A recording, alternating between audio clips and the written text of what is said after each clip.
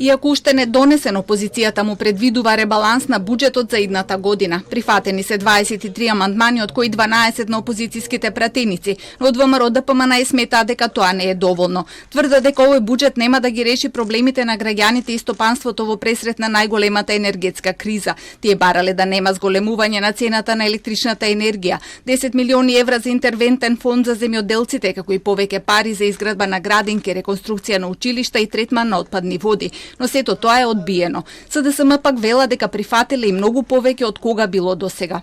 Факт е дека се прифатени амандмани во вредност од над 350 милиони денари. Тоа не се случило претходно во некоја година, туку факт е дека тоа не се случило збирно во последните 15 години, можда и повеќе.